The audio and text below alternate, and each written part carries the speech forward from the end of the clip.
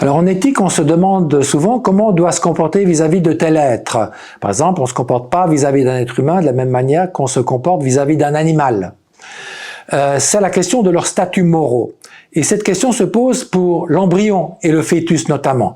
Dans les débats sur l'avortement, on se demande si l'embryon est une personne ou n'est pas une personne, le fœtus aussi, pour savoir si dans le fond l'avortement est un acte qui peut se justifier ou si c'est une forme d'homicide.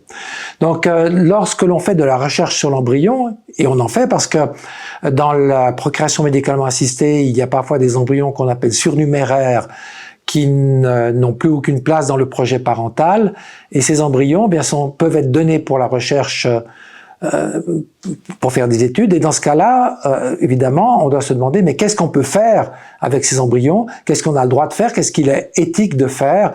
Et évidemment, il y a de grands désaccords sur la question entre ceux qui pensent que c'est toujours immoral et d'autres qui pensent qu'un embryon, dans le fond, n'est en définitive rien d'autre qu'un ensemble de cellules.